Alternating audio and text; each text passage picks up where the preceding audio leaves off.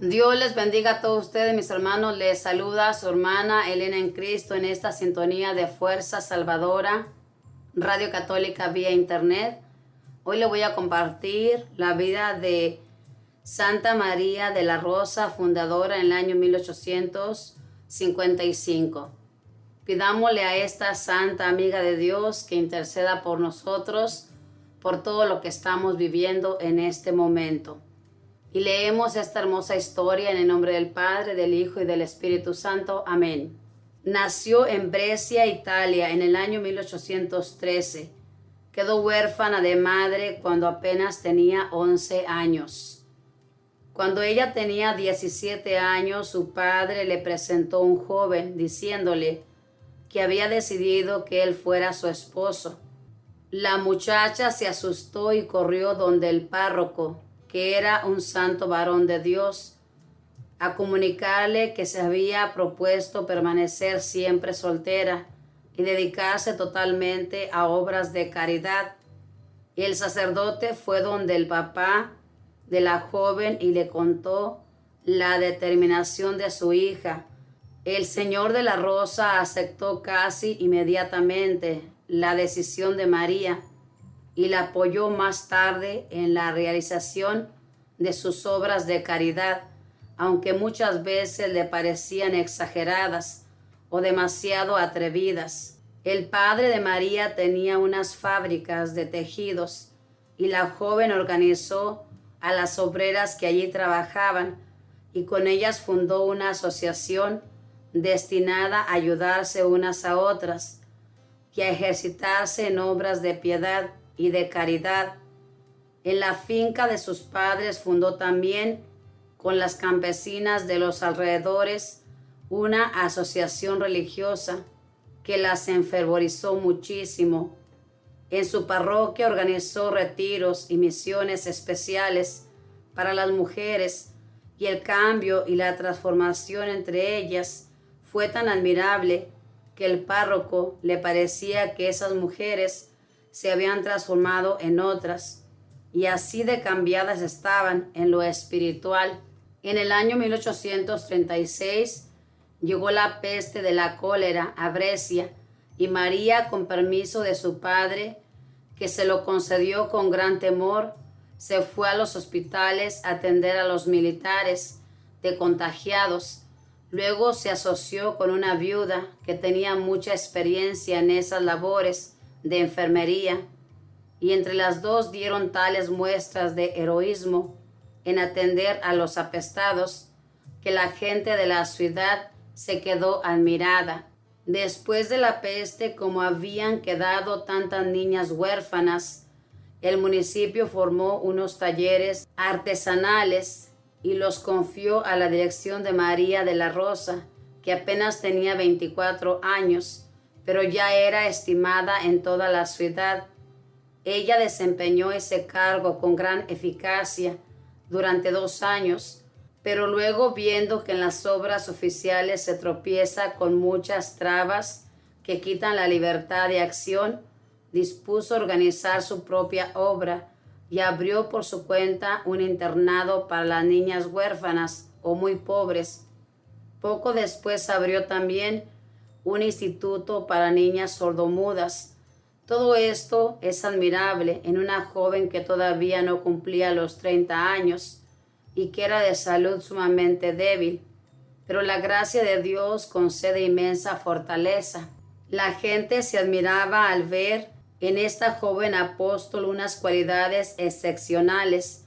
Así, por ejemplo, un día en que unos caballos se desbocaron y amenazaban con enviar a los pasajeros de una carroza, ella se lanzó hacia el puesto del conductor y logró dominar los enloquecidos caballos y detenerlos.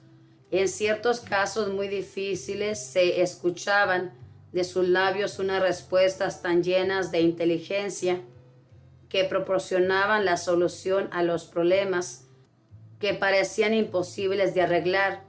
En los ratos libres se dedicaba a leer libros religiosos y llegó a poseer tan fuertes conocimientos teológicos que los sacerdotes se admiraban. Al escucharla, poseía una memoria feliz que le permitía recordar con gran pasmosa precisión los nombres de las personas que habían hablado con ella y los problemas que le habían consultado, y esto le fue muy útil en su apostolado.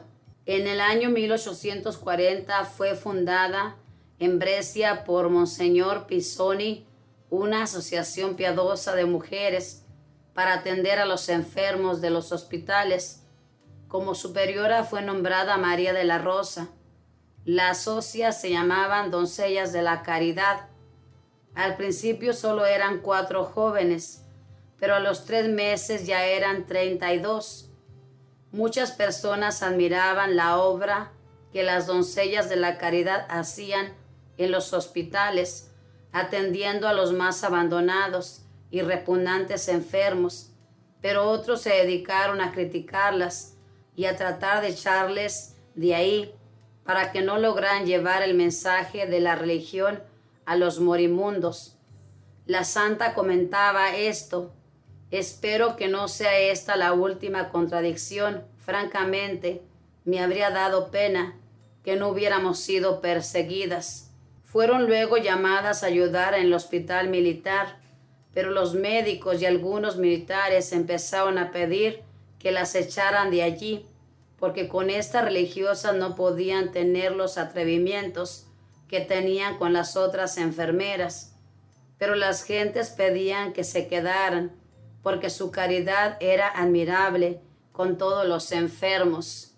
Un día unos soldados atrevidos quisieron entrar al sitio donde estaban las religiosas, y las enfermeras, a irrespetarlas, Santa María de la Rosa tomó un crucifijo en sus manos y, acompañada por 6 religiosas que llevaban cirios encendidos, se les enfrentó prohibiéndoles en el nombre de Dios penetrar en aquellas habitaciones. Los 12 soldados vacilaron un momento, se detuvieron y se alejaron rápidamente. El crucifijo fue guardado después con gran respeto, como una reliquia, y muchos enfermos lo besaban con gran devoción.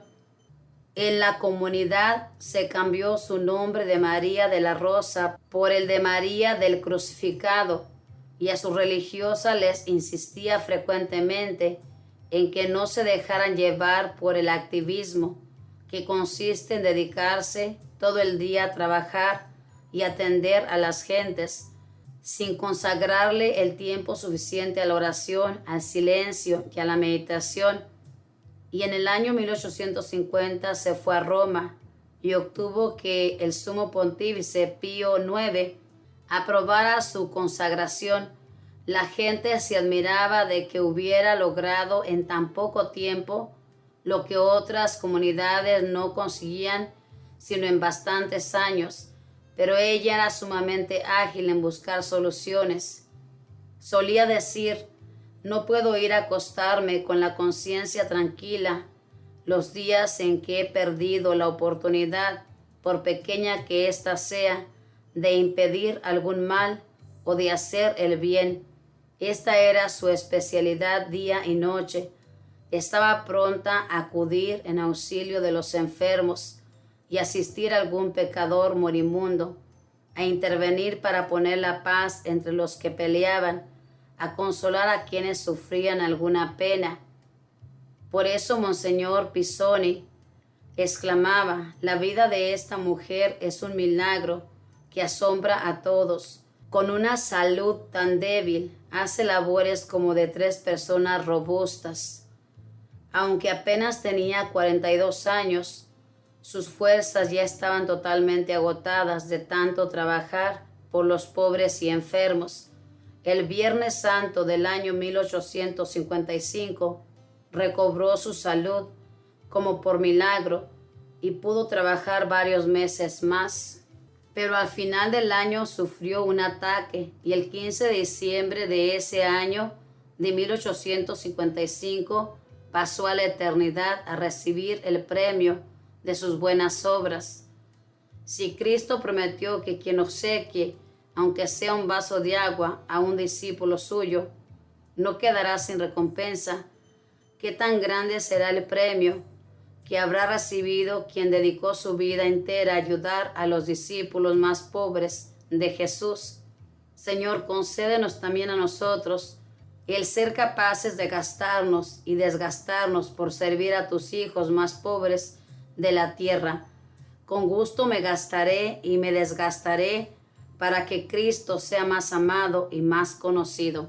Esto lo dijo San Pablo y lo encontramos en 2 de Corintios capítulo 12 versículo 15. Esta es la historia de esta santa, como usted pudo escuchar, una jovencita valerosa que se consagró totalmente a Dios cuando su padre la quería casar. Ella corrió al párroco de su iglesia para contarle que había prometido ser virgen, servirle solamente a Dios en cuerpo, alma y espiritualidad. Entonces el párroco va y le dice al padre de esta muchacha que esta muchacha ha tomado la resolución de no casarse. En aquel tiempo, hermanos, los padres tenían la decisión de que una hija o un hijo se casara. No era como ahorita, que ya la gente se casa y ni siquiera avisa a los padres.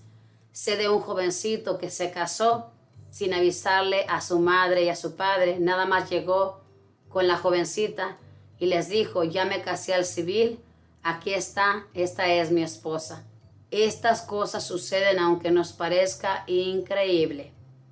Esta santa, hermano, se dedicó a ayudar a todo aquel que sufría, a los enfermos, cosa que nosotros hemos olvidado.